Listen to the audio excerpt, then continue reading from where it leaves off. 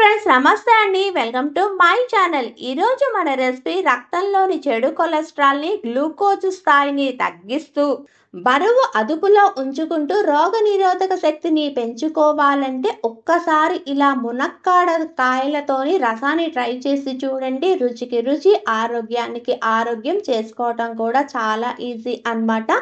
ఇంకెందుకండి ఆలస్యం, వీడియోలోకి వెళ్ళి ఆ ప్రాసెస్ ఏంటో చూసేద్దామా మరి.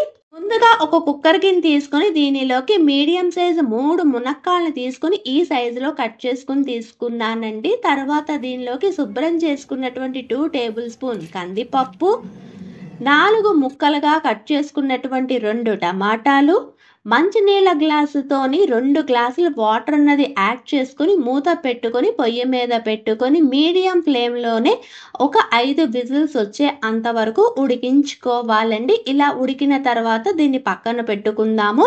అంతలోకి వేరొక బౌల్ తీసుకొని దీనిలోకి కొంచెం వాటర్ అన్నది యాడ్ చేసుకొని 1 టేబుల్ స్పూన్ చింతపండును కూడా వేసుకొని నానబెట్టుకుందామండి. తర్వాత వేరొక పక్కన ఒక మిక్సీ జార్ తీసుకొని దీనిలోకి 1/2 టీ స్పూన్ ధనియాలు, 1 టీ స్పూన్ జీలకర్ర, 1 టీ స్పూన్ మిరియాలు, తొక్క వలవనటువంటి 6 వెల్లుల్లి రబ్బలు, ఒక ఎండుమిరపకాయను కూడా వేసుకుని దీన్ని కొంచెం కోసుగా గ్రైండ్ చేసుకోవాలండి. ఇలా గ్రైండ్ చేసుకున్న దాన్ని పక్కన పెట్టుకుందాము.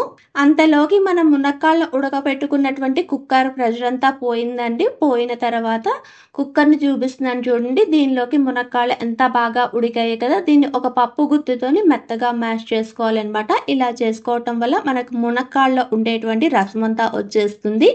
ఇలా మ్యాష్ చేసుకున్న తర్వాత ఒక చిల్లులు గిన్నెలోకి వేసుకొని ఈ రసాన్ని దీనిని అయితే వడకట్టుకోవాలన్నమాట. ఇలా జ్యూస్ అంతా వడకట్టుకున్న తర్వాత ఇంకా దీనిలోని జ్యూస్ ఉంటుందన్నమాట. అందుకని మంచినీళ్ళ గ్లాసు ఇంకొక గ్లాస్ వాటర్ అన్నది వేసుకొని ఒక్కసారి బాగా కలుపుకొని దీన్ని కూడా గట్టిగా ప్రెస్ చేసుకుంటున్నాను అనమాట. ఇలా చేసుకున్న తర్వాత వచ్చేటువంటి మునక్కాడ రసాన్ని పక్కన పెట్టుకుందాము. తర్వాత పొయ్యి వెలిగించి పాన్ పెట్టుకుని దీనిలోకి 1 టేబుల్ స్పూన్ ఆయిల్ను వేసుకోవాలండి.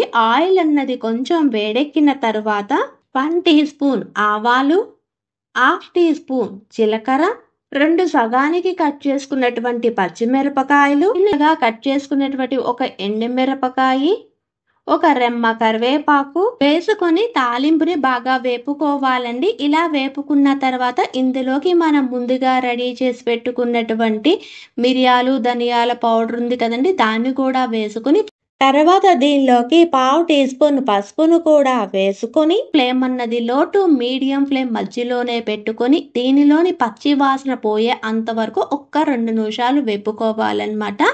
ఇలా వేగిన తర్వాత దీనిలోకి మనం ముందుగా నానబెట్టుకున్నటువంటి చింతపండు ఉంది కదా, దాని రసాన్ని తీసి వేసుకుంటున్నాను. తర్వాత దీనిలోకి మనం మునక్కాడ ఉడకపెట్టుకున్నటువంటి రసం కూడా వేసుకొని రుచికి అనుగుణంగా ఉప్పును కూడా వేసుకొని ఫ్లేమ్ అన్నది మీడియం టు హై ఫ్లేమ్ మధ్యలోనే పెట్టుకుని ఒక పొంగు వచ్చే అంతవరకు మరిగించుకోవాలండి. మరి ఎక్కువసేపు మరిగించుకోనవసరం లేదనమాట. ఇలా మరిగిన తర్వాత పొయ్యి అన్నది ఆఫ్ చేసి దీనిలోకి ఫైన్గా చాప్ చేసినటువంటి గుప్పెడంత కొత్తిమీరను కూడా వేసుకొని ఒక్కసారి బాగా కలుపుకొని అన్నంలోని మనం సర్వ్ చేసుకోవటమేనండి. అంతేనండి, ఎన్నో ఆరోగ్య ప్రయోజనాలు ఉన్నటువంటి రుచికి రుచి, ఆరోగ్యానికి ఆరోగ్యము ఇచ్చేటువంటి మునక్కాడ రసం రెడీ. మీకు కానీ ఈ వీడియో నచ్చితే please like, share and subscribe. Thanks for watching.